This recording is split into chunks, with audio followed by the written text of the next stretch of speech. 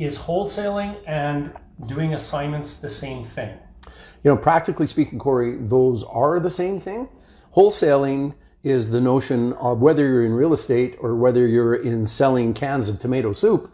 If you're a big guy and you can buy your cans of tomato soup for 50 cents a tin and you sell them to the public for 90 cents a tin, that's wholesaling. Yeah. So it's the same in real estate. You try and acquire a property undervalued and then find somebody who you can assign it to who will pay you full market value on it. So wholesaling is really, it's the best known term for describing what we're doing, but whether you say I'm wholesaling or I'm doing assignments, it amounts to the same thing. The assignment part of it is actually the contract whereby I would pass my interest in a property over to you. So I think if you say wholesaling or assignments, everybody's going to know what you're talking about. Right. Okay, awesome. So really when you're doing an assignment, let's just clarify this point right at the beginning, because people sometimes think, well, you're moving real estate, but really when you're doing an assignment, you're selling not real estate, you're selling a contract. You're selling a contract, that's right. Okay. You're selling your interest in a contract, right, is what you're doing. So I go out and find a piece of property that I think is undervalued. I write a real estate contract with the owner. So now I have it under contract and it's $20,000 undervalued.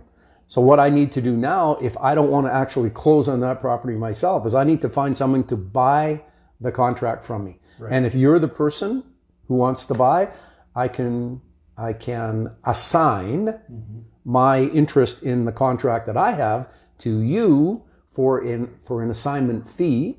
I mean, I might charge you $5,000 or $10,000 or some other number. Let's say I've got it under contract for $300,000 and the true value in anybody's estimation is $320,000.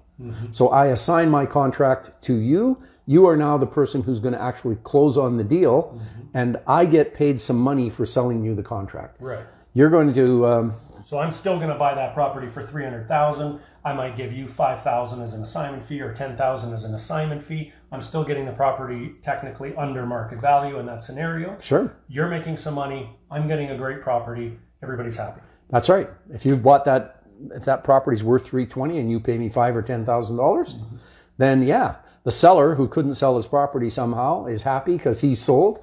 I've made some assignment money. You've got an undervalued property. Okay.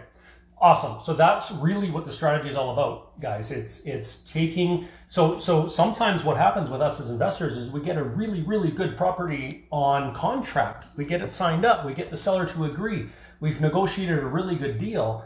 And for one reason or another, we can't close on it. So maybe we can't get the financing in place, or there's a slew of reasons why maybe we can't close on that, or maybe we don't want to close on that, but it's still a great investment property for an investor. And this is where the strategy of assigning that out and selling that contract to somebody else can really, really fit. And that's one of the, you've hit on one of the beauties of it. So when you found a great property that you might want to close on and somehow you can't, that's one aspect. If you can figure out how to assign and get some value out of it, that's great. But you can also have it as a strategy where you don't ever intend to close on any contract. Right. Your strategy is to go out and find undervalued properties and quickly move those contracts along to someone else, and you're never ever going to buy a property. So it's kind of double-barreled in that regard. Yeah.